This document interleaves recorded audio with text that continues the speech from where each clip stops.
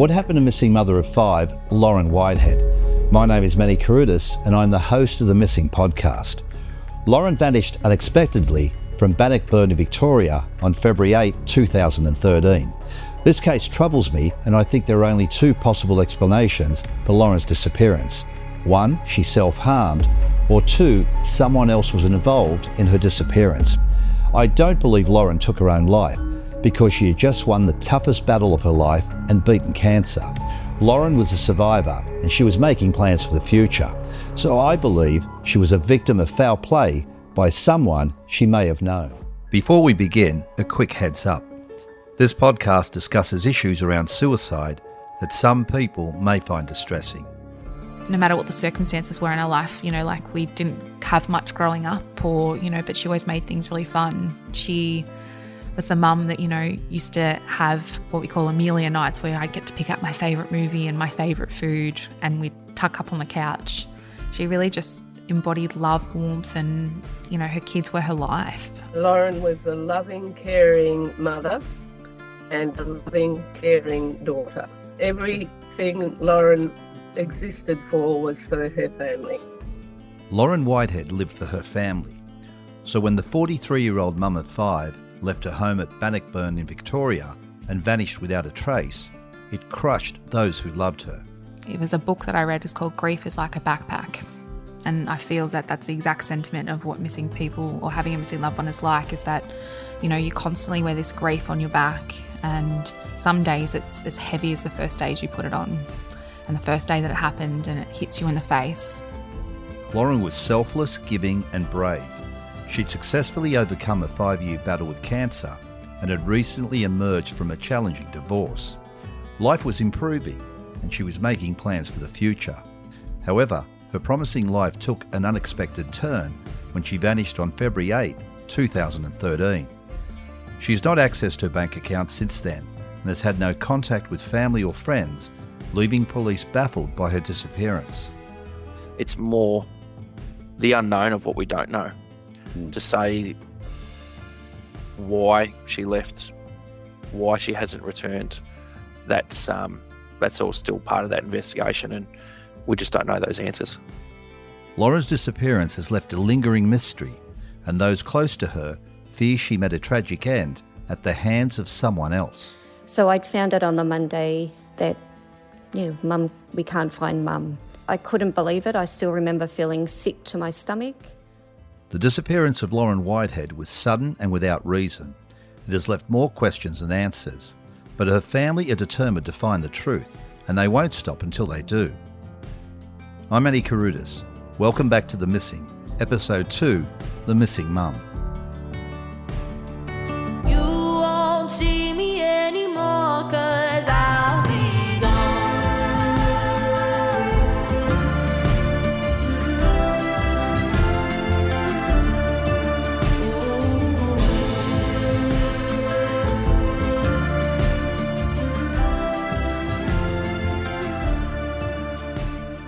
Lorrin Whitehead went missing from Bannockburn, a small town about 90 kilometres southwest of Melbourne in Victoria. She had 5 kids, Amelia from a first marriage and then 4 and 5 years with a second husband. Amelia was around 19 when her mum disappeared. The other kids were much younger, so they can't remember much. I want to learn all I can about Lorrin, in particular her emotional and mental state leading up to her going missing. This case really disturbs me. A mother of 5 disappearing. It must have been devastating for her children. They want answers. And I am hoping that by covering this story, we might be able to help them get some. Amelia Grozdanovsky works as a nurse, but back in 2013, when her mother went missing, she was still a teenager who had an unbearable responsibility pushed upon her. Her sisters Megan and Rachel were 13 and 12, and her brothers Arnold and Quade were only 11 and 9. With their mum suddenly gone, Amelia found herself feeling like she had to help take care of them. It was a tough period for a young woman trying to navigate her own way in life. I can't imagine what it must have been like for Amelia, dealing with the disappearance of her mother and all the pain that goes with that, while trying to stay strong and look after her younger siblings.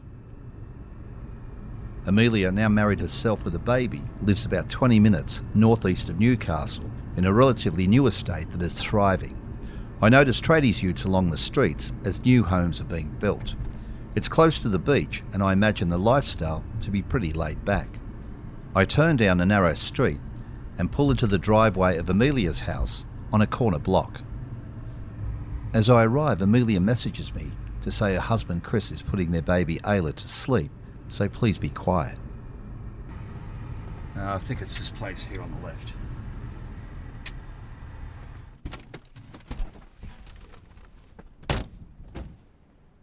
Hey Amelia, Manny, how are you? Amelia is waiting at the front door. We sneak inside and sit at the dining table, whispering while we wait to get the all clear from her husband. It takes a few minutes, but he emerges from the bedroom with the thumbs up, and we're ready to begin. My name's Amelia. I'm the eldest daughter of Lorrin Jane Whitehead, or also known as Lorrin Kaiser. Lorrin went missing back in 2013. So she's been missing for 10 years now. Never thought I'd say that out loud. Lorrin, it's hard to... Can we go again? Sorry. Well, you just pick it up when you're ready. It's okay. I know it's difficult. I'm sorry. Yeah. No, it's okay. So Lorrin was my mum. Very normal family. We come from a little country town originally called Pennyroyal, and then we moved into a little country town called Bannockburn, which is where she was last seen. It's about an hour and a half south of Melbourne. So Lorrin went missing on the 8th of February 2013, last seen at Bannockburn supermarket. From there, we've searched high and low for a decade with no answers, unfortunately. Amelia, 10 years is a long time. Does it get any easier to deal with a loved one who is missing? No, certainly not. I guess really the only analogy I can kind of bring to you is like it was a book that I read. It's called Grief is Like a Backpack. And I feel that that's the exact sentiment of what missing people or having a missing loved one is like, is that, you know, you constantly wear this grief on your back, especially around really happy times like Christmas or birthdays or, you know, birth of children or weddings, you know, all these major milestones. Other days it's a little easier to wear and, you know, some days you can not completely forget about it altogether, but, you know, you can just travel through your day like it's normal, air quotations. I guess that's, you know, the happiest days are the saddest days and the hardest days. No, it's the answer. It never gets any easier. You just learn to live with it a little better. What's been the most difficult thing for you personally since Mum disappeared? I think the guilt. I know that sounds kind of funny, the guilt. I'm not feeling guilty about her going missing. I'm feeling guilty that I'm not doing more to find her. You know, when it's cold and wet outside, I always sort of think, you know, is she warm? Is she safe? Is she dry? When I'm eating a hot meal, does she have access to food? Is she locked in a basement somewhere? You know, that's the thing about the unknown and having that missing person, is that you never know the circumstances as to where they are. You know, she could be on the beach in the Bahamas for all I know, but, you know, she could also have met something far worse. And I guess that's the hardest part, is that you just don't know the answer and you can't give the answers to those around you who are grieving. And I'm a bit of a fixer in my life. You know, I'm a nurse by trade. I am a mum. I'm a wife, and all those roles involve fixing problems and giving comfort and love and support. And I guess particularly to my mum's parents, you know, and her brother and sister and my siblings, they often, you know, come to you for solace and come to you for answers. And unfortunately, it's really hard to be able to say, you know, I just don't know. I can't help, and you can't change it and you can't fix it. And that's probably the hardest thing for me, is that I can't make it better. A lot of families of missing people feel guilt. Some people feel like they might even be to blame for their loved one disappearing. They question if they missed signs that something was wrong, or if they could have done more. Add to that feelings of anxiety about how their missing loved one is coping, and it becomes an emotional struggle that dominates your life. I guess that's, again, when I talk about the guilt of a missing loved one, and, you know, the ones who are left behind really struggle with all different things. I'm sure every family member you talk to from missing people have this same feeling of maybe if I did this outcome would have been different, or if I just had been home that morning, or she just had called me, maybe this whole situation wouldn't be here, or maybe I could have done something different to change this outcome. Not that I know even what the outcome is, but maybe this whole situation would be different if I had have just been different. Far, far away. From now on, I'm MIA. You won't see me anymore, 'cause I'll be gone. Ooh. In the week before her mum went missing, Amelia planned to catch up with her for their regular coffee date. So on the Friday before she went missing, she rang me at about 3:30 in the afternoon. I was just about to head into an afternoon shift in the nursing home where I worked. And Mum rang me and she goes, "I'm sorry." And I went, "Sorry for what?" And she goes, "I'm just sorry. Things have been really hectic. I'm just really sorry." And I went, "Okay, well, we're going to meet for Sunday for coffee still, right?" And she goes, "Yeah, absolutely. We'll meet for Sunday for coffee. Same time and place we normally do, which was a little cafe on the waterfront at Geelong." Unfortunately, when Sunday came around, Amelia was in hospital. Like Lorrin, she's a diabetic. She messaged her mum to cancel, saying they'd catch up on Monday. Lorrin never messaged Amelia back, which was out of character. Amelia didn't think too much about it, but when she tried to contact her mum again on the Monday, she again got no response. On the Monday morning, I messaged and said, "Hey, I haven't heard from you. I hope everything's okay. I'm sorry I missed coffee Sunday. Give me a buzz when you're free." I then get a call from her boss, Norm Baker, and she used to work as a debit and credit agent at a door company in Geelong. He calls me and goes, "Hey, have you heard from your mum? She hasn't shown up for work this morning." And my mum was very dedicated to her work. Not always on time, but very dedicated, and would let the boss know at least if she's going to run late. Didn't let anyone know that she was going to run late. And I said, "No, I haven't heard from her, and I haven't really heard from her since Friday." I said, "I'm going to head out to the house. I think I'm just going to leave work. Something's not right." And I knew in my gut, I knew in that exact moment that something wasn't right, and I had to go to the house. And the Norm goes to me, "Whatever you do, don't go inside." And I went, wonder what made him say that. And I was completely oblivious at that stage to his thought pattern, but obviously not wanting to go inside in case there was a scene or something has happened. I pulled up to the house and the front door was open, the garage was open, everything was open. And I was standing on my driveway, pacing backwards and forwards, wanting to go inside. Obviously, I waited for Norm to get there, and Norm got there and he searched the house and said, "It's empty, but all her belongings are inside. You can come in, everything's okay." I went in, and the scene that I was met with was, I wouldn't say chaotic, but she had all her belongings spread out on the bed. So her purse, her bag, her insulin was all sprawled out on her bed, like she was laying it all out, ready to go out somewhere. In the kitchen, Amelia finds a broken fruit bowl with rotten peaches on the floor and dirty dishes piled up in the sink. Amelia says her mum was a clean freak, and this scene of chaos raised alarm bells. All the doors were open and just odd. It was all off. Everything felt off, and it was something I'd never seen because my mum was quite a stickler for security, single female living alone, as you would be.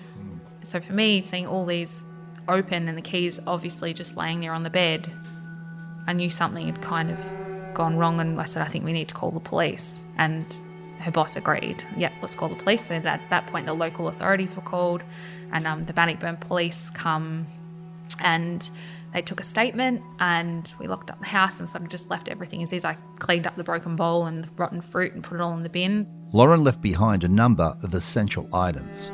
Her phone was on a bedside table. Her handbag and her purse containing her ID, credit cards, car keys, and most importantly, her life-saving insulin pens were left on a dresser. Strangely absent was her computer and iPad. Why would she take these and nothing else? Was there something on the devices that Lorrin or someone else didn't want her family and the police to find? For me, it points to someone else being present with Lorrin that day. Looking back, I wish I had taken photos. I wish I had have, in hindsight, obviously, all in hindsight, I didn't I just started packing things up, going, oh yeah, she'll be home soon. I'm sure she's just gone out for a walk. But that's when all the alarm bells started going off. You know, she doesn't have her insulin. How long has she been gone? Has she had a hypoglycemic event somewhere? You know, has she gone for a walk and gotten unwell while she's walking? You know, all of a sudden your mind goes in a million directions. Oh, what followed was this whirlwind of grief and pain and confusion. You know, I printed 1,000 posters with the last two digits of my mobile number being wrong, and I hung up to literally the last 10 posters and went, crap, my number's wrong. From the outset, police did not consider Lorrin's disappearance to be suspicious, so her house wasn't forensically examined until months later. I find this odd, but it's easy for me after the fact to find red flags. The broken fruit bowl, for example. Did Lorrin drop it, or was it broken during a struggle with someone?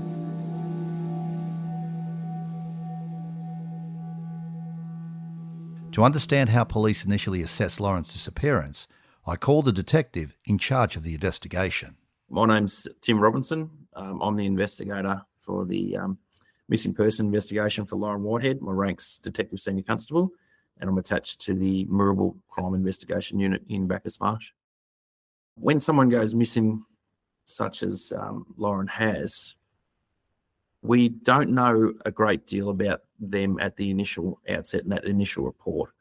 And then there's a number of circumstances that dictate whether it goes to a suspicious missing persons, whether or not there's a need to set up crime scenes, whether or not there's a need to delve a little bit deeper into it from the outset. So there's different things that I guess can attribute to someone being a suspicious missing persons, and whether or not it's escalated to a point where we're getting forensics in straight away. So from the initial investigation, I mean, have things changed over the years and she's now considered a high-risk missing person, and are there suspicious circumstances around Lorrin's disappearance?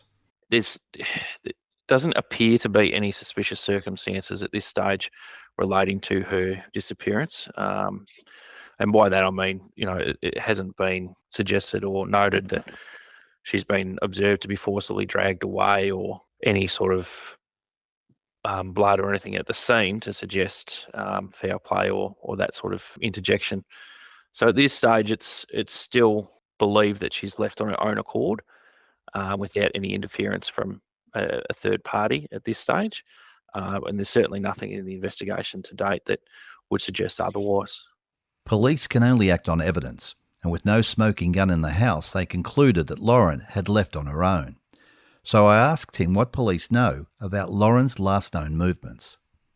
Yeah, so Lorrin worked at a business in Geelong, and she finished work on that day at about 3:00 in the afternoon.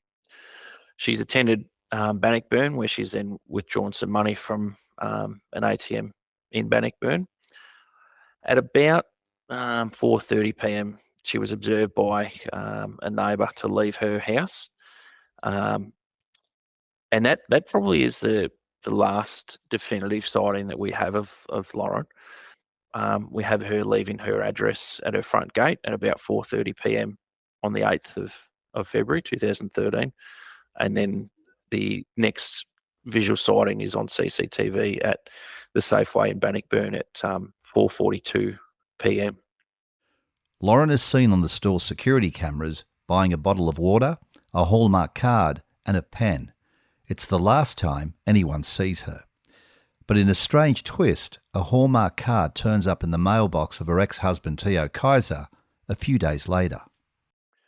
Yeah, so there was markings on the envelope to say that had been processed by a mail centre and was dropped off with regular post. And we've been notified of that card arriving in the mailbox on the 13th of February, so about 5 days later. There was a handwritten address on the front to the Kaiser kids, Lorrin's 4 children with ex-husband Theo. The card was blank, no handwriting on the inside. The card was a photo of a smiley face in the sand with the message, "Don't cry, it's over. Smile because it happened." You guys obviously have or took possession or looked at that card. What was written inside? Yeah, so there was no text written in the card. It was a a blank card that was placed into an envelope with had the address printed on it with a stamp, and the envelope itself needed saliva or moisture to seal it, which it was sealed, and then that's how we've seized it, how it's come to be in our possession. You mentioned saliva, and also there was handwriting on there. Were you able to determine if the handwriting was Lorrin's, and were you able to get a DNA extraction to confirm, if she was the one that sealed the envelope?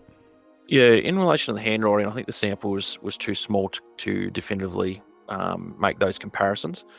The letter and the stamp and the adhesive on the back of the envelope was DNA tested, with that coming back to being attributable to Lorrin. The card sounds like a final farewell. Concerned that Lorrin had contemplated self-harm, police launch an extensive search, but they find no trace of her. So there's been a number of in-depth searches. We've had from ground searches, we've had aerial searches involving the air wing, we've had specialist search and rescue members attend and search heavily wooded areas, heavily grassed areas, waterways, train lines, drainways, and the like. We've had technological searches out and about. There's many searches that have happened throughout that time, but we just haven't been able to get that piece of information that's helped us either identify where Lorrin is or to locate Lorrin. 2 days after the card arrived, it was Lorrin's turn to pick the kids up after school and have them for the weekend as per the custody agreement with her ex. Amelia and Lorrin's parents, Joan and Wayne, who had flown down from Queensland, go to the school hoping Lorrin will turn up.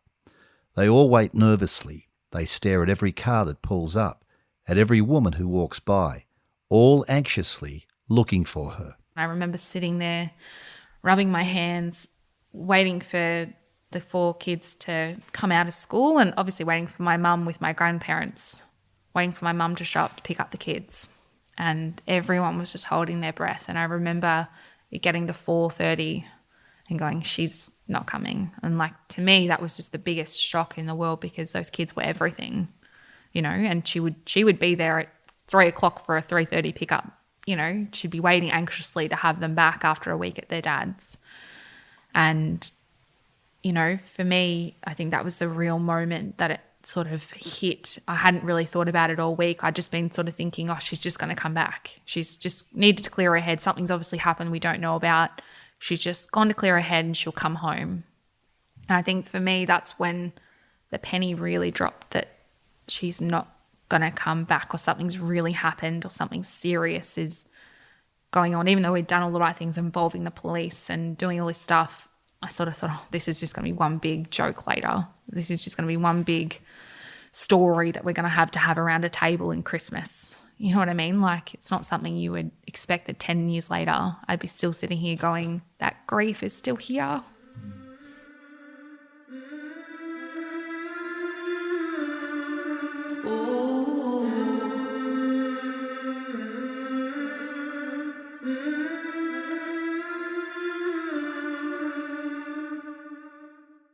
The day ended in heartbreak.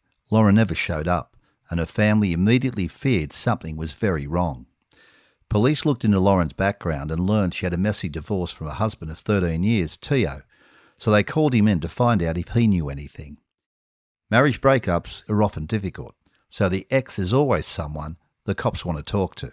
Tio, Lorrin's ex-husband and ex-partner, he was interviewed in relation to what he knew about it, more so as a more in-depth witness statement, just for the entirety of the detail to be captured digitally and audibly, so that we could make sense and heads or tails of what's said, and then it's captured accurately. But to date, he's the only person that's been, I guess you could say, interviewed, but it was an in-depth witness statement taken from Tio. Yeah. I mean, is he considered a person of interest in the case? I wouldn't say a person of interest, but obviously he's had a connection with Lorrin. There was ongoing communication between the two up until her disappearance, as was Lorrin with her daughter Amelia, and other family members, brothers, sisters, and her parents. Just that I guess Tio was fairly close, or living in a close proximity to Lorrin, and there was that breakdown of a relationship that they were going through, formally recognising that separation. Yeah. And I guess that's the thing when someone goes missing or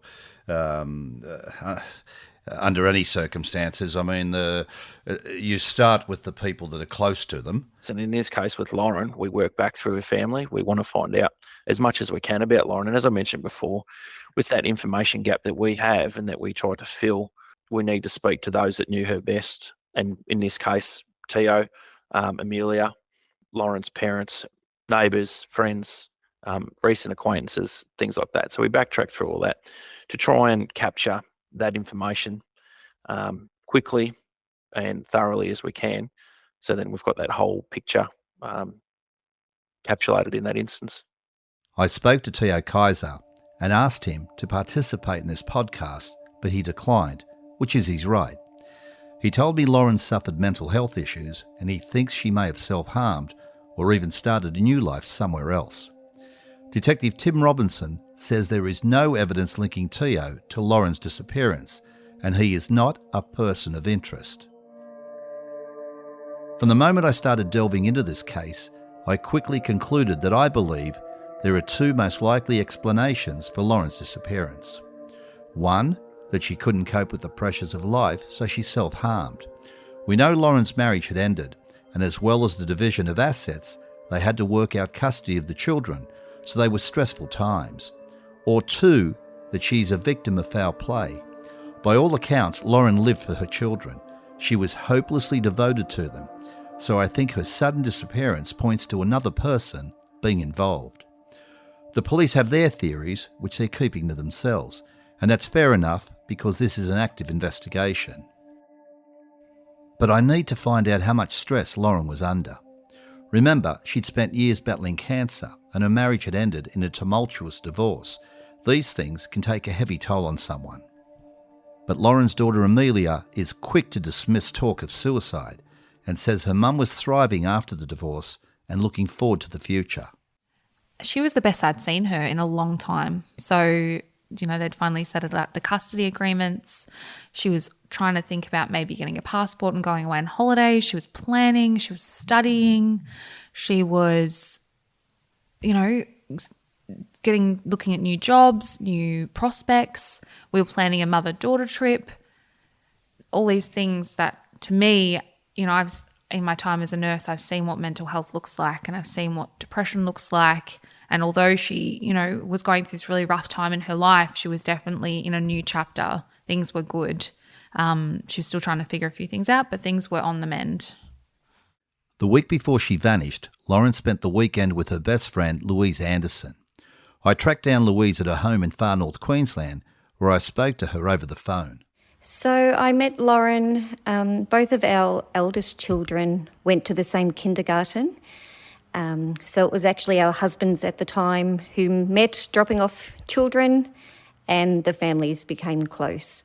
So I met Lorrin when Amelia would have been 4 or 5, and Amelia is now 30. So we met a long time ago, and it was through our children at kindergarten. I want to get a sense of Lorrin's mood leading up to February 8, 2013. She stayed at my house overnight. We'd gone out for lunch with an ex-colleague of mine. It was such a light-hearted weekend. I still remember when she left on the Sunday, I was just thinking, gosh, Lorrin's in a good place. It was just she was such good company. I really felt like the weights have lifted off her shoulders. In hindsight, I don't know why that weekend she looked so good and sounded so good. Was there something going on? I don't know. I just feel that we really had an easy discussions. It wasn't about Tio. It was about her organising birthday parties, children starting school. It was really a really nice weekend, and I wish I remembered more about what we were discussing, because we just talked the whole weekend. But there was nothing deep about any of the discussions that stand out in my mind.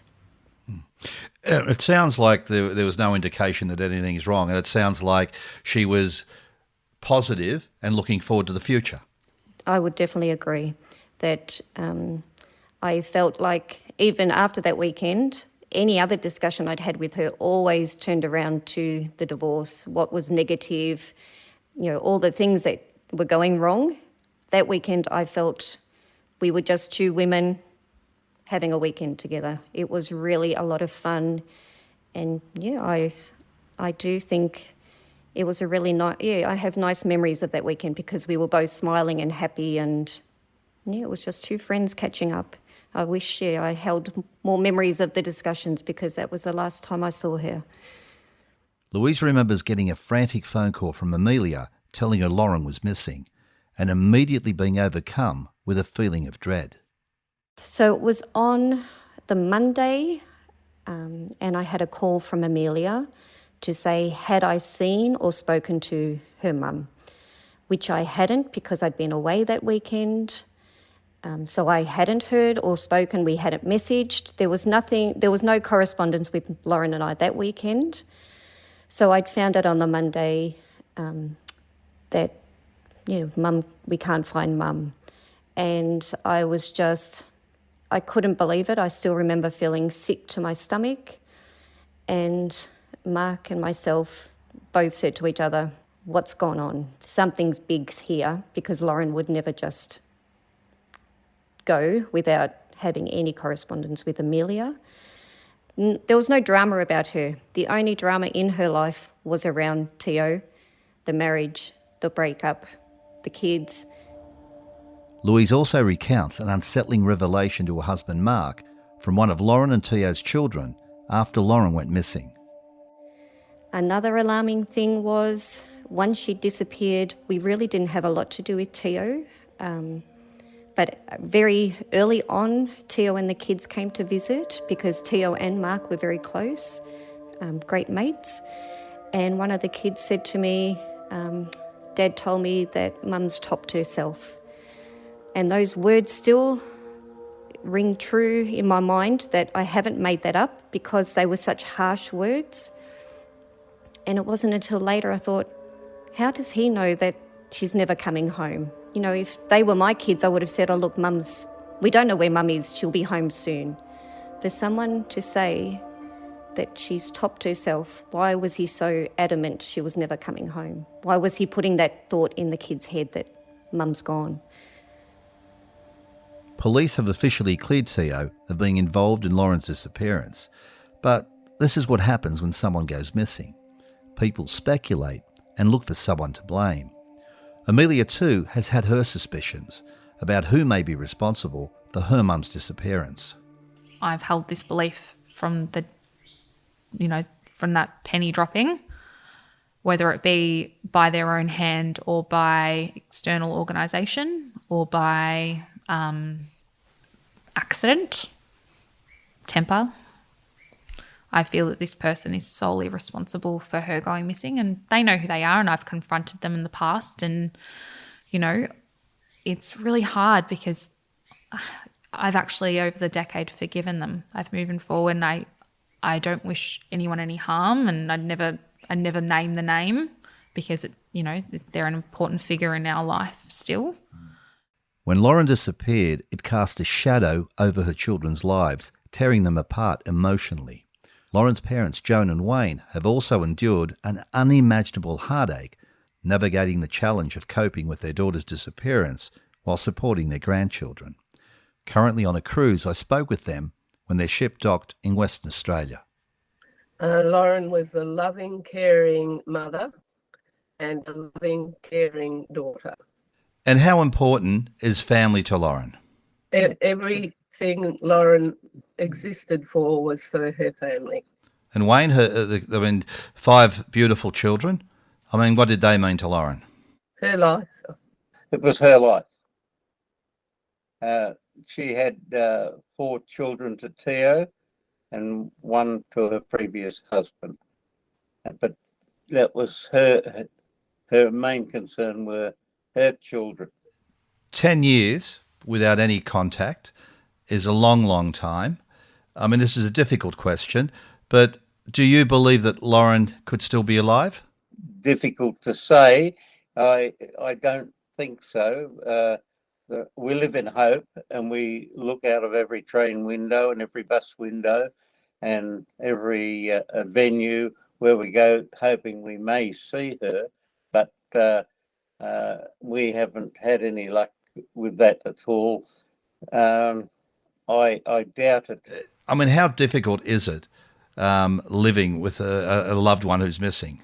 It's extremely difficult because you never go to bed without thinking of them, and you wake up lots of mornings, and she's always there, and you're always wondering. And as I said before, you get into a bus, train, aeroplane, you look at people's faces. You're looking all the time. It doesn't go away. You look all the time. And I guess that's a natural thing. You get phone calls or phone will ring in the middle of the night. You pick it up and you're hoping it might be her. And then, it isn't. And you start all over again. The feeling doesn't go away. I've heard that again and again from the loved ones of missing people. Without closure, the hope followed by disappointment can be suffocating. And, for me particularly, I think back to a day, probably 5 years after my mum went missing. I was working in Newcastle at a hospital where I still work. And on the board in the local emergency department, there was a woman who was 41 named Lorrin Whitehead that presented into the department with diabetes complications. And I was currently in the tea room and I saw the board. My heart, I can't tell you. I dropped what I was eating and I ran and I physically pushed people. I'm not proud to admit it. I physically pushed my colleagues out of the way of this woman, and it wasn't my mum.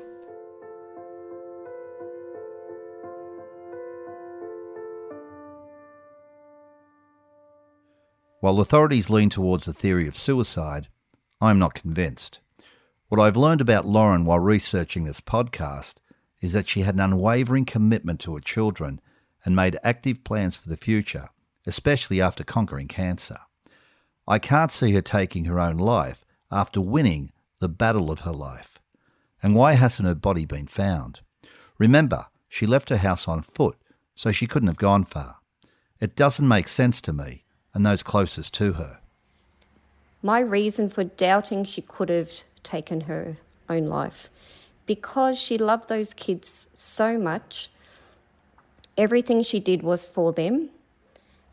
So when the police asked me, do you think Lorrin could have done that to herself? I just said, look, if she needed a break from everything, she's probably gone away for the week. She'll be home next weekend because she's got the kids.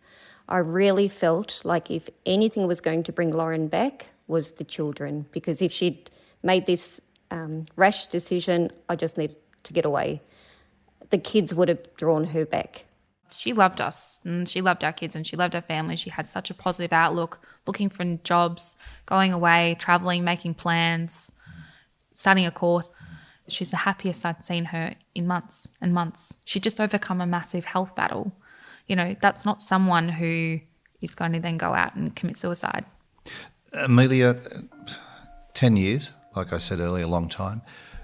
Do you believe that your mother is still alive? Oh, that's a really hard question. In all the scenarios in my mind, I say no logically, because as a nurse, you know that physiologically she needs medication for her diabetes. Every 6 months, the police go into the National Diabetes Registration of Australia and they check if she's accessed insulin. The answer to that is no. And I know that she can't live without it. So logically speaking, no, I don't think she's alive anymore. And that really saddens me to say, because every shred of my heart tells me that, yes, she's alive and we're holding out hope. And there's a spot at her for Christmas. She's got a couch cushion with her name on it, Lorrin Whitehead's sudden disappearance is completely out of character. Her children miss her touch. They long to hear her voice and see her comforting smile. No child should grow up without their mum, and Lorrin's kids deserve some answers. and until they get some, the nightmare of not knowing continues. I never wish it on my worst enemy. I never wish it on my worst enemy to have a missing loved one. And again, that's why we appeal, and that's why we do this media. It's why we put ourselves out there. I don't particularly want to be talking in a microphone. I don't want to be getting on media. I don't want to be doing this. I want to live my life, my normal, mundane life. But I want to appeal to the person for that piece of information. I want to tell the public my story and my perspective and my mum's story, because I want her to be home with me, or I want, unfortunately, her remains to come home to us and to lay her to rest and lay her to peace, if that's what it is. And I hope not. I hope I never have to do that. I hope she can just come home. You okay? Yeah.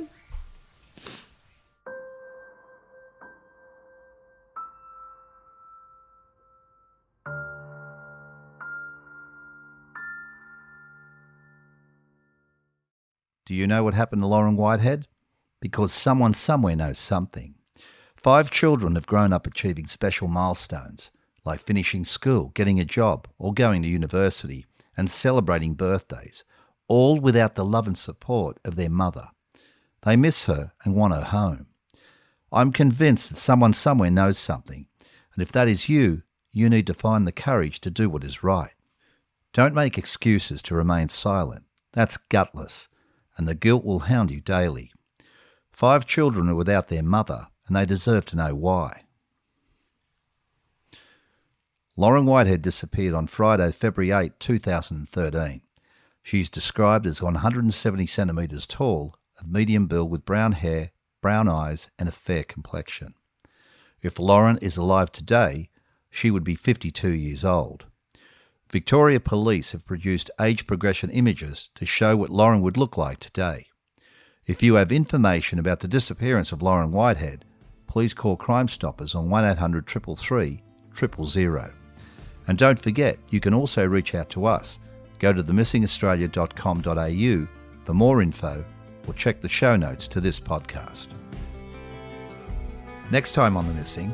If you know what's happened to Warren, you better speak up soon, very soon, because things are about to change. And you better speak up, because if you don't, you're going to come unstuck very quickly in a big way. I believe maybe they've destroyed the phone, maybe they've taken the backpack away and dumped it beyond where his body is. All of a sudden we heard some gunshots start in the afternoon. Crazy shooting. It was just madness. Today we're hoping to go back to the area where Warren went missing, and with the help of cadaver dogs, we're going to try and find his remains.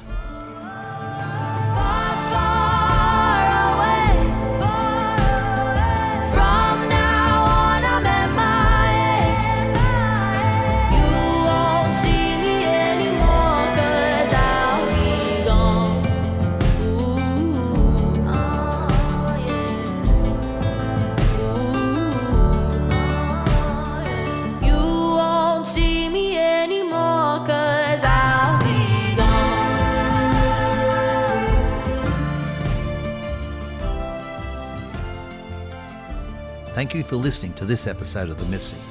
The Missing is hosted, written and produced by me, Manny Carruthers.